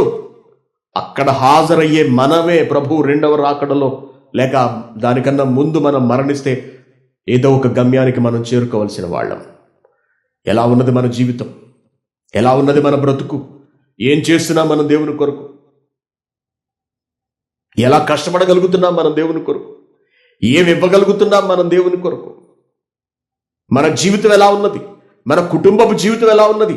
మన బిడ్డల బ్రతికి ఎలా ఉంది? ఆలోచించుకోకపోతే, జాగరూకలము కాకపోతే మన జీవితాన్ని మనమే చేజేతుల అగ్నికి ఆహుతి చేసుకున్న వాళ్ళం అయిపోతాము. మనం మేలుకోకపోతే, మనం అప్రమత్తులమై ఉండకపోతే, కృతావధానులమై మనము కాకపోతే, సావధానులము కాకపోతే మన జీవితము అధోగతి అయిపోతుంది. అధపాతాళానికి మనం దిగిపోవలసి ఉంటుంది. కాబట్టి ప్రేమైన దేవుని పిల్లరా, సార్దీసు సంఘం నుండి మనం చాలా విషయాలు నేర్చుకోవాలి. సార్దీసు సంఘానికి దేవుడు పలికినటువంటి మాటలు మన బ్రతుకునకు గుణపాఠాలు కావాలి. ఇంకా ఏం మాట్లాడుతున్నాడు ఈ సంఘం గురించి? ఇంకా రేపు చూద్దాం. కాబట్టి ప్రియమైన దేవుని పిల్లలారా, జాగ్రత్త, మీ బ్రతుకు జాగ్రత్త. మనం చాలా చివరి రోజుల్లో ఉన్నాం. జ్ఞాపకం ఉంచుకోండి, మన చుట్టూ తెగులుంది, చివరికి మన ఒంట్లో కూడా తెగులుంది. మన చుట్టూ తెగులు ఆవరించి ఉన్నది, మన ఒంట్లో కూడా వచ్చేసింది తెగులు. వచ్చేసి ఉన్నది తెగులు, ఎప్పుడు కబళించేస్తుందో తెలియదు. కాబట్టి ఈరోజు మన బ్రతుకు ఎలా ఉన్నది? ఈరోజు మన ప్రవర్తన ఎలా ఉన్నది? ఈరోజు మన ఆలోచనలు ఎలా ఉన్నవి? ఈ రోజున మన సంకల్పం ఎలా ఉన్నది? ఈరోజు మన చూపు ఎలా ఉన్నది? మోహపు చూపుల, కామం నిండిన చూపుల, ధనాపేక్ష కూడినటువంటి చూపుల, అసూయ ద్వేషాలతో నిండినటువంటి చూపుల? మన వినికిడి ఎలా ఉన్నది? చెప్పుడు మాటలు ఇంకా వింటున్నావా? అర్థం బద్ధం లేని పాటలకు ఇంకా చెవులనిస్తున్నావా? సినిమాలకు ఈ నేత్రములను, ఈ చెవులను మనం అప్పగిస్తున్నావా? ఎవరి పనులలో మనం ఉన్నాం? ఎవరి కొరకు మనం బ్రతుకుతున్నాం? ఈరోజే మనకు మరణం సంభవిస్తే, ప్రభు ముందు మనం నిలబడవలసి వస్తే, ఎటు మన భవిష్యత్తు ఏమి నిర్ణయిస్తాడు ఆయన? ఆలోచించుకోవాలి. మనకు టైం లేదండి. అర్థమైందా? మీకు గతంలో చెప్పాను, ఒకనాడు 80 ఏళ్ళు లేకపోతే 70 ఏళ్ళు అనేవారు, లేకపోతే 60 ఏళ్ళు, చచ్చిపోవలసిన వయసే ఇంకా రాలేదండి అనేవారు 60 ఏళ్ళకే. కానీ ఇప్పుడు ఎలా మారిపోయింది? తెగులు కబళించేస్తోంది. ఎప్పుడు అయిపోతామో అర్థం కావట్లేదు. ఏ క్షణాన్ని తెగులు తిరగబెట్టేస్తోందో తెలియట్లేదు. లక్షల సంఖ్యలో చచ్చిపోతున్నారు. భారతదేశంలో 1,70,000కు చేరువలో మరణాలున్నాయి. 1,70,000, 60,000 కేసులు నమోదయ్యాయి. నిన్న కువైట్లో 1600, 1500 కేసులు, ప్రతిరోజు 10 మరణాలు. తెగులు ఎవ్వరిని విడిచిపెట్టట్లేదు. ప్రతి ఒక్కరిలోకి తెగులు ప్రవేశించేస్తోంది. తెగులు ప్రభావానికి మనం పట్టబడితే, తెగులు ద్వారా మనం మరణించాలని దేవుడు నిర్ణయిస్తే ఏమిటి మన భవిష్యత్తు? ఎటువైపు మన పయనము? కాబట్టి ఆలోచించండి. మనం మారాలి. దేవుడు కోరిక అదే. మారు మనసు పొందాలి, విడిచిపెట్టాలి, ప్రతి బలహీనతను అధిగమించాలి, ప్రతి పాపాన్ని వదలాలి, ఈ దేహాన్ని పవిత్రంగా, పరిశుద్ధంగా దేవుని కొరకు వినియోగించాలి. నీతివంతమైనటువంటి బ్రతుకును క్రీస్తు వలె మనం బ్రతకాలి, బ్రతికి చూపించగలగాలి దేవునికి మన మరణంలోపు. కోరుకుంటున్నాడు. మరి ఎలా బ్రతుకుతున్నాం మనం? ఎలా జీవిస్తున్నాం? దేని కొరకు తాపత్రయపడుతున్నాం? దేని కొరకు ఆశపడుతున్నాం? ఇంకా ఈ డబ్బు కొరక, ఇంకా ఆస్తిపాస్తుల కొరక, ఇంకా సంపాదనల కొరక, ఇంకా బంగారం కొరక, మేడలు మిద్దెల కొరక? దేని కొరకు మన తాపత్రయం, మన ప్రాకులాట? ఇప్పటికి కూడా మనం దేవుణ్ణి అనుసరించకపోతే, దేవుని మాటల్లో మనం నిలబడకపోతే మనలను ప్రభు ఇహ కాపాడలేడు. మనకిస్తున్న చివరి అవకాశం అయిపోతోంది. చివరి రోజులకు వచ్చేసాం మనం. ఇక ఈ రోజే మనం బాగుపడాలి. ఈ రోజే మన మనస్సు మారిపోవాలి. ఈ క్షణమే మన మనస్సు మార్చుకుని దేవునిలోకి వెళ్ళాలి. పరిపూర్ణంగా మనలను మనము దేవునికి సమర్పించుకోవాలి. ఆలోచించండి ప్రేమ దేవుని పిల్లారా. సార్దీసు సంఘం మనకు నేర్పిస్తోంది, మనము జాగరూకులము కావాలి అంటున్నాడు ప్రభువు. నువ్వు మేల్కోవాలి, నీ నిద్రలోంచి లేవాలిక. ఎందుకు పనికొస్తుంది నీ అందం? అందానికి మెరుగులు దిద్దుకుందాం అనుకుంటున్నావా? ఎందుకు పనికొస్తుంది నీ అందం, నీ చందం, నీ డబ్బు, నీ పరపతి, నీ హోదా, నీ పలుకుబడి? ఎందుకు పనికొస్తాయి? ఒక్క క్షణంలో పోతుంది మన ప్రాణం. ఏమి చెయ్యి, ఇవేమి ఎందుకు పనికిరావు. లక్షల మంది చచ్చిపోతున్నారు. వాళ్ళందరూ వైద్యం చేయించుకోవడానికి అవకాశం లేనంతటి పేదలేవి కాదే. ధనవంతులు, ఎమ్మెల్యేలు, ఎంపీలు, మంత్రులు, కేంద్ర మంత్రులు. భారతదేశంలో, అమెరికా అంత డబ్బున్నటువంటి దేశం, ఉచిత వైద్య సదుపాయాలు, అత్యాధునిక వైద్య పరికరాలు ఉన్నటువంటి దేశం అది. అలాగే జర్మనీ, అలాగే ఒక స్వీడన్, ఇతరత్ర దేశాలు, చాలా ఫ్రాన్స్, ఇవన్నీ కూడా అత్యాధునిక వైద్య సదుపాయాలు కలిగినటువంటి దేశం. ఎంతటి వాడైనా సరే నిలబెట్టేయగలిగే వైద్యం వారికి చేతనవును. అటువంటిది ఏమీ చెయ్యలేక చేతులెత్తేశాయి. మరణం తథ్యం మనకి ఇవాళ కాకపోతే రేపైనా, రేపు కాకపోతే ఎల్లుండైనా, నేడు కాకపోతే మరొక రోజైనా, వృద్ధాప్యానికైనా సరే మనం చేరుకోక తప్పదు, మరణించక తప్పదు. అటువంటి మనం, ఈ దేహాన్ని ఒకరోజు విడిచిపెట్టవలసినటువంటి మనం, ఈ దేహముతో దేవుని కొరకు ఎలా బ్రతుకుతున్నాము? దేవుడిచ్చిన ఈ శరీరంతో మనం ఎలా జీవిస్తున్నాము? దీన్ని ఎవరి కొరకు అధికంగా వాడుతున్నాము? సార్దీసు సంఘం వలె మనం ఉన్నావా? నిత్యాగ్ని దండనకు జారిపోక తప్పదు. కానీ దేవుడు చివరి అవకాశం ఇస్తున్నాడు. మారు మనస్సు ఇంకా పొందు నువ్వు అని దేవుడు బ్రతిమలాడుతున్నాడండి, ఒక రకంగా చెప్పాలంటే. కాబట్టి ప్రియమైన దేవుని పిల్లలారా, మేల్కొనండి, జాగరూకులు కండి. మిగిలిన భాగాన్ని మనం రేపు ఆలోచిద్దాం. ప్రార్థన చేస్తాను. పరలోకమందున్న మా కన్న తండ్రి, నీకు వందనములు నాయన. దేవా, ప్రతి వాక్యములోని మీ ఆవేదనను మేము గమనిస్తున్నాం తండ్రి. మీరెంత బాధపడుతున్నారో ప్రభువు మాటల ద్వారా మాకు ఇక్కడ తేటతెల్లమైపోతోంది. సంఘాలను గురించిన చింత మీకు ఎంతున్నదో నాయన మేము తెలుసుకుంటున్నాము. సంఘంలోని మనుషుల ప్రవర్తనల పట్ల, వేషధారులైన మా ప్రవర్తనల పట్ల మీరెంత ఆవేదన చెందుతున్నారో, ఎంత బాధలో ఉన్నారో, మాట్లాడుతున్నారో మేము చూస్తున్నాం దేవా. ఒక రకంగా చెప్పాలి అంటే మీ సహనంతోనూ, మీ ఓపికతోనూ, మీ దీర్ఘశాంతంతోనూ మేము ఆడుకుంటున్నాం తండ్రి నాయన. అయినప్పటికీ కూడా మీరు చేతులు చాచుతూనే ఉన్నారు. దినము వెంబడి దినము మీరు మాకు ఆయుష్కాలాన్ని అనుగ్రహిస్తూ మారు మనసు పొందటానికి అవకాశాలు ఇస్తూనే ఉన్నారు. దేవా, మమ్మను క్షమించండి నాయన, మమ్మను మన్నించండి.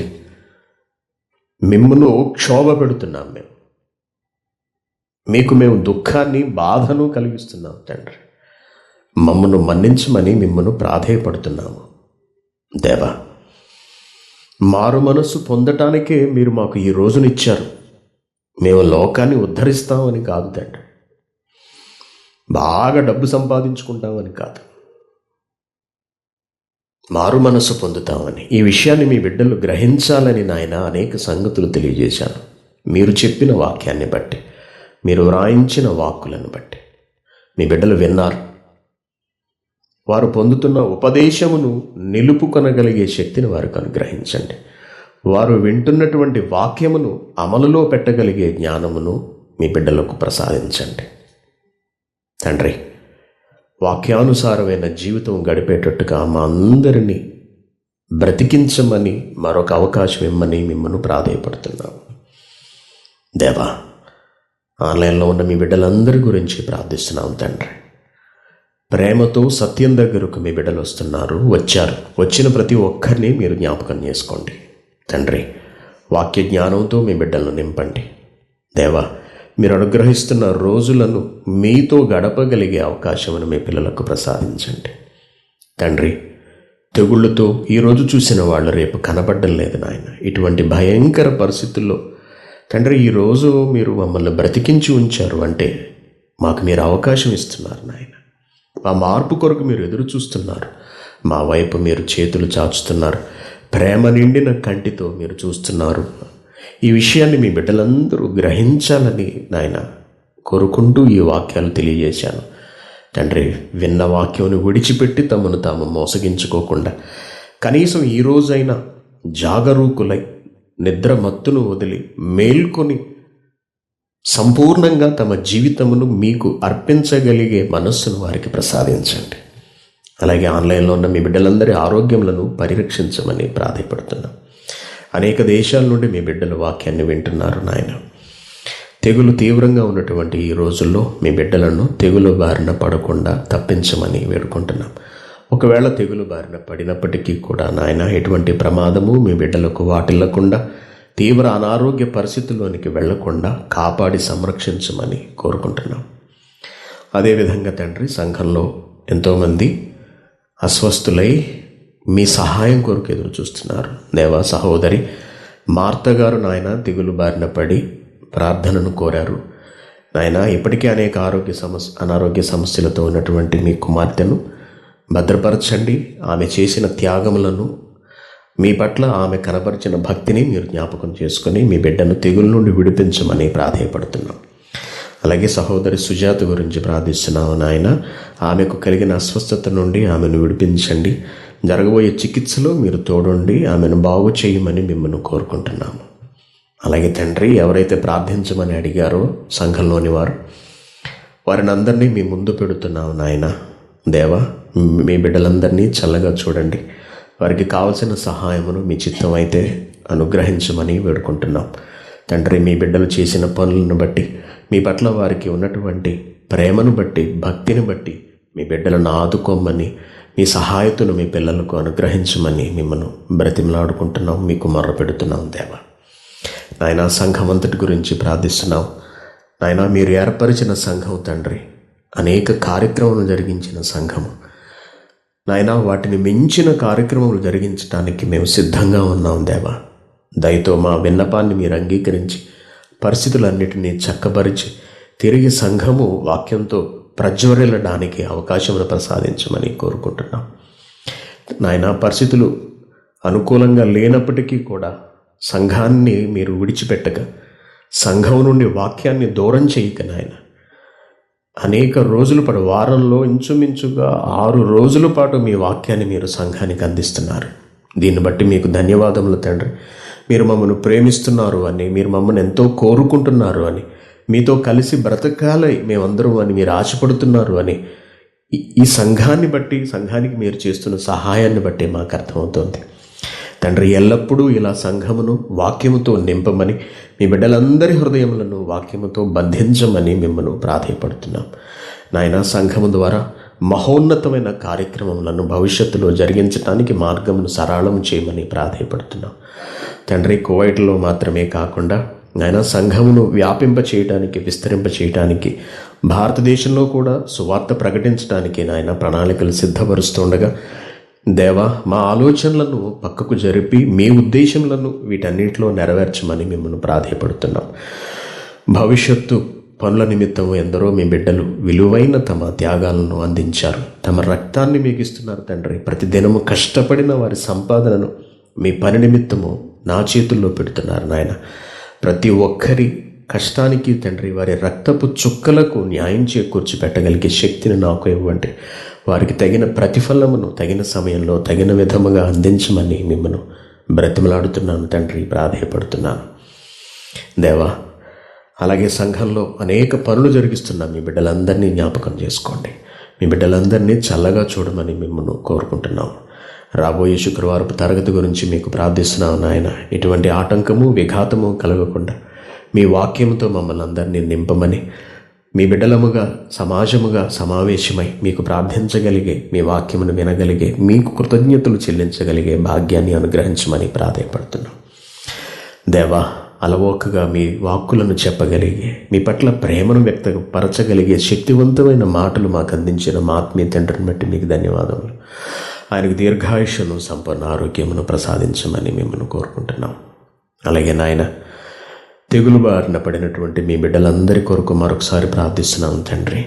మీ బిడ్డలందరినీ విడిపించండి నాయన. మీ బిడ్డలందరూ చేయవలసిన పనిని జ్ఞాపకం చేసుకోమని, మేమందరము మీ కొరకు జరిగించవలసిన పనులన్నిటి గురించి నాయన మీరు ఒకసారి జ్ఞాపకం చేసుకొని, మీ పని నిమిత్తము నాయన మమ్మను జీవింప చేయమని, బ్రతకగలిగే అవకాశమును మాకు అనుగ్రహించమని మిమ్మను వేడుకుంటున్నాం తండ్రి. సంవత్సర కాలంగా ప్రతిదినము మీ వాక్కులు బోధించగలిగే భాగ్యాన్ని నాకు ప్రసాదించినందుకు మీకు ధన్యవాదములు. తెగులు ఉన్న లోకంలో నాయన బ్రతుకుతున్నాం, తెగులున్న ప్రాంతంలో బ్రతుకుతున్నాం.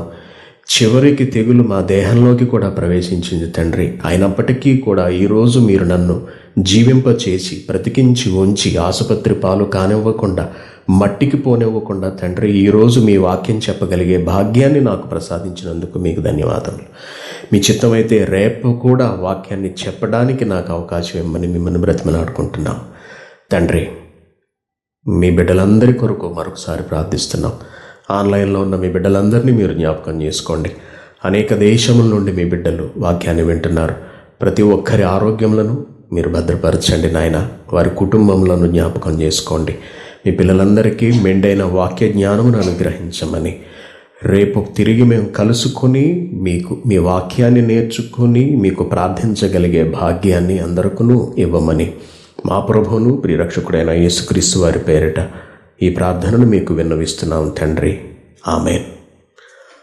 అందరికీ వందనాలు.